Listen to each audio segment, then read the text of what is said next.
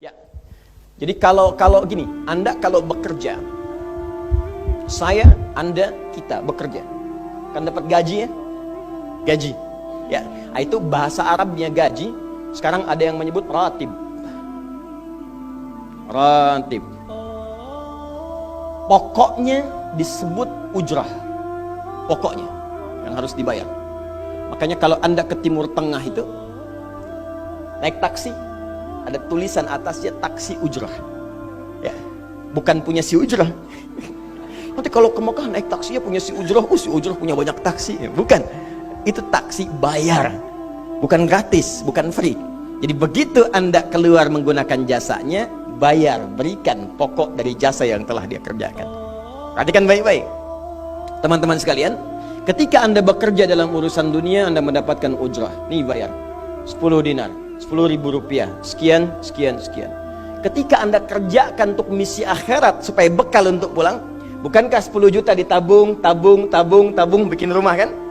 Beli pakaian yang elok, beli kendaraan. Sama persis Anda sholat itu diberikan juga bayarannya, diberikan juga pokok pemberiannya. Anda puasa diberikan pokoknya, baca Al-Quran dikasih bayarannya, namanya pahala. Dalam bahasa Al-Quran disebut ajrun namanya. Dunia ujrah, akhirat ajrun. Lahum ajrun ghairu mamnun. Ajrun. Berapa ukurannya? Minimal 10. Turun Quran surah ke-6 ayat 160. Ya, kita keluarkan supaya terukur. Ya. Setiap pekerjaan dunia menjadi nilai akhirat punya poin. Pekerjaannya disebut hasanah namanya. Ya.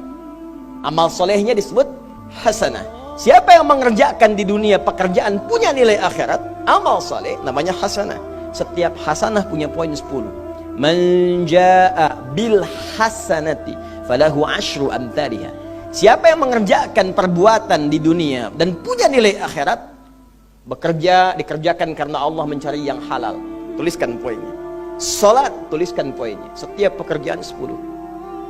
Hitungannya 1 keduanya 500 tahun, 2 ketiganya 500 tahun, 3 keempatnya 500 tahun. Jadi jangan menghitung 1, 2, 3 terlalu sedikit.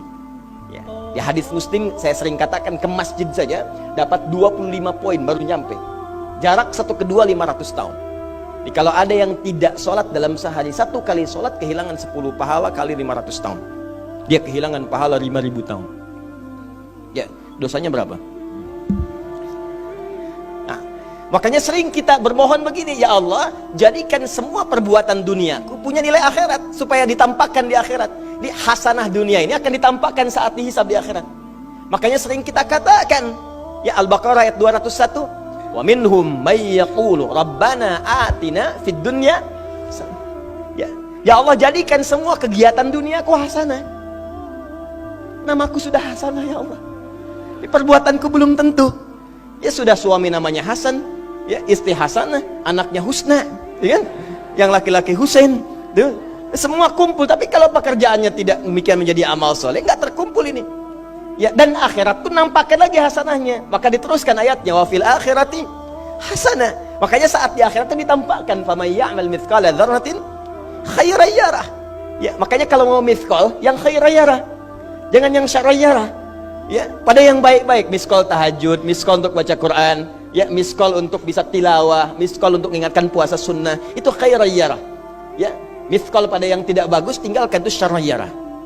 Ini balik sini. Maka dapat kita nilai ini, kembali kepada Allah, kumpulkan semua ini. Tinggal nanti, tergantung Anda mau punya rumah di yang mana daerahnya. Komplek yang elit. Di Indonesia, di sini Jakarta ada Pondok Indah. Ada beberapa tempat-tempat yang lainnya, elit kalangannya, Menteng, dan seterusnya. Maka di surga pun ada komplek yang elit-elit. Ada Firdaus, ada surga Aden, ada macam-macam. Tinggal Anda cari bekal yang serius, turunkan kemudian ke bumi. Cuman sayang, dari sekian waktu yang Allah berikan disebut dengan ajal, menjadi batasan kita untuk beramal. Setiap kita dibatasi oleh waktu. Seperti Anda pun bekerja dunia, bukankah ada waktunya? Waktu produktif untuk bekerja, setelah itu ada masa pensiunnya. Dalam bahasa Arab, sesuatu yang kita kerjakan dengan batas dan setelah hilang batasnya, selesai aktivitasnya, disebut dengan ajal namanya. Maka Allah membuat ketentuan, kita pun tidak abadi di bumi. Setiap kita punya batas waktu, kalau selesai dinas kita dan pulang kita untuk mempertanggungjawabkan semua yang kita kerjakan di sini. Maka turun Quran surah ke-7 ayat 30 berapa? 4 untuk menggambarkan ini. Walikulli ummatin ajal fa idza jaa ajaluhum la yastakhiruna sa'ata wa la yastaqdimun. Setiap umat seluruhnya tanpa kecuali itu pasti punya batas waktu untuk beraktivitas dan selesai pulang. Aktivitas kita ketika bergerak mencari kehidupan ma'isyah, pekerjaannya disebut dengan asya. Diingatkan kalau harakat fathah turun ke bawah kasrah artinya selesai harakatnya, hilang pekerjaannya. Dari asya menjadi isya. Setiap hari diingatkan kita dengan salat isya. Hei, seaktif-aktifnya Anda, sesibuk-sibuknya akan selesai semua itu dan semua kita akan pulang. Bukankah setelah isya kita terpejam? Itu kan latihan. Makanya dalam doa saat akan tidur jadi disebutkan bisikallahumma amutu wa ahya. Ada riwayat lain ahya wa amut. Riwayat populernya amutu wa ahya. Mungkin malam ini saya pulang, saya meninggal. Makanya saat kita bangun dari tidur kita ucapkan alhamdulillahilladzi ahyana ba'dama. Ada maknya, sementara aja. Satu saat mungkin pulang. Kita nggak tahu di bagian mana yang tidur itu mengakhiri kehidupan kita saat kita pulang. Karena itu serius. Ada saatnya kita pulang. Nah teman-teman, ternyata sudah tahu akan pulang pun masih ada yang tidak memanfaatkan waktu dengan baik. Tanyakan pada setiap manusia ya, dari detik ini. Dimulai dengan diri kita. Kita manusia kan? Tanyakan pada diri kita. Anda wafat tidak? Anda pulang tidak? Anda meninggal tidak? Kalau sadar pulang, maka cari bekal yang baik. Berarti Allah benar kan? Kata Allah setiap kita akan wafat. Kullu nafsin dha'iqatul maut. Setiap yang punya jiwa meninggal. Bahkan dikasih informasi jelas kok. Ya, yang bawa maut disebutkan namanya malakul maut. Quran surah 32 ayat ke-11. Qul yatawaffakum malakul mautil ladzi wukkila bikum. Disebutkan. Bayangkan ya, kurang jelas apa lagi? Disebutkan punya waktu namanya ajal, akan wafat disebutkan, yang bawa wafat kematiannya disebutkan malaikatnya. Cara wafatnya disebutkan. Quran surah 89 ayat 27 sampai 30. Ya ayyatuhan nafsul mutmainnah, itu yang tenang, yang dahsyat dipukulin malaikat juga ada.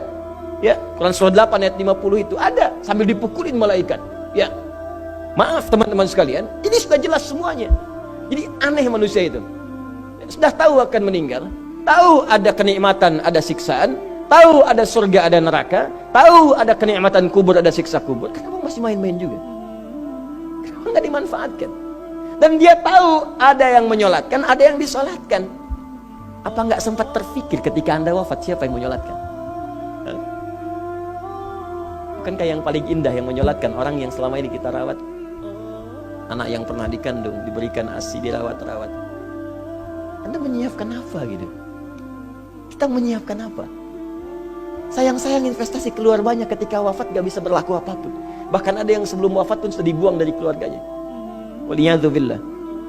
Nah, sekarang dari sekian kegiatan aktivitas kita, berapa yang sudah punya nilai di mata Allah menjadi amal saleh? Sekarang kita ukur. Ya, sekarang kita ukur. Pelan-pelan sebentar ya. Ini rata-rata usia berapa tahun? Oh, baik.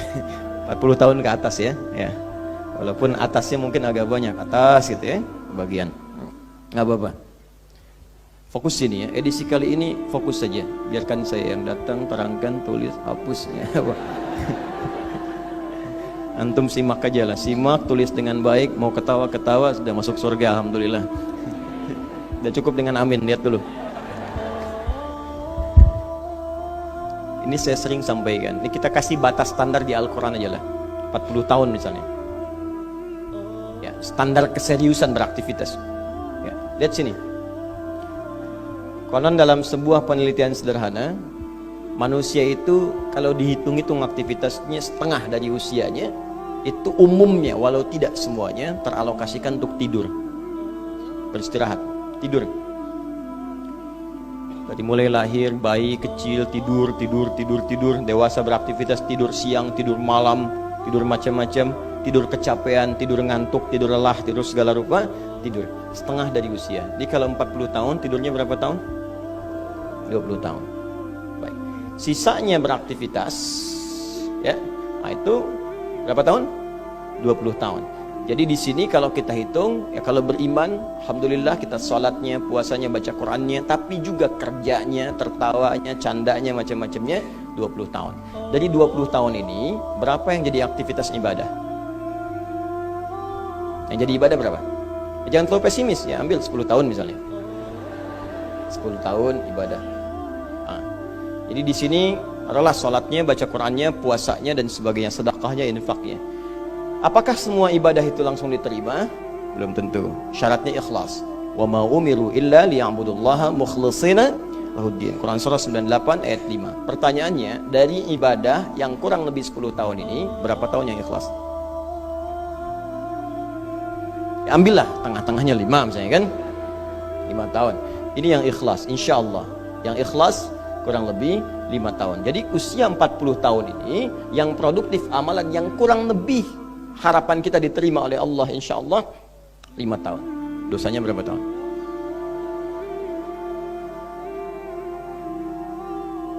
Dan masih bisa tertawa. Dan masih mengharap surga. Masih ingin ke surga Firdaus. Masih ingin mendapatkan segala hal yang istimewa. Sementara kita sadar, gini caranya begini. Coba ucapkan dengan kalimat yang lantang bahwa Anda tak punya dosa. Kalau tak mampu, berarti punya dosa. Ucapkan Anda sudah siap ke surga. Kalau tak mampu, amalnya masih kurang. Jadi kalau sudah merasa amal masih kurang, dosa banyak, terus masih main-main juga. Sudah tahu usia sudah di atas ini, ada yang 50, 60 tahu, waktunya sedikit. Yang kemarin-kemarin banyak yang sia-sia. Jadi kalau yang kemarin-kemarin kurang, masa sisanya masih dikurangi juga? Anda 40 tahun, 50 tahun, 60 tahun. Sekarang anak 4-5 tahun, bahkan matanya buta, ada laki-laki, ada perempuan, sudah jadi penghafal Quran. 5 tahun hafal Quran. Belum baligh. Dan berharap punya bekal di hadapan Allah. Kemarin sahabat saya, Syekh Ali Jabir, ya, datang ke Bekasi. Cerita tentang Kaila, anak 5 tahun, mata buta. Murajaah hafalan Quran sehari 5-7 juz. Dikatakan oleh beliau, Kaila, apa nggak capek terlalu banyak? Kamu kan punya uzur di hadapan Allah. Allah maha memahami keadaan kamu. Apa nggak lelah? Saya malu justru kepada Allah kalau kurang daripada itu. Anak 5 tahun mengulang hafalan Quran setiap hari 5-7 juz, dan malu kalau kurang di bawah itu sebagai bekal untuk menghadap Allah. Anda diberikan kesempatan sampai lebih daripada 50 tahun, lebih daripada 40 tahun, lebih daripada 20 tahun. Dan sampai kesempatan itu, sampai hari ini pun untuk baca pun belum punya waktu. Dan Anda mengharap surga, Anda siapa?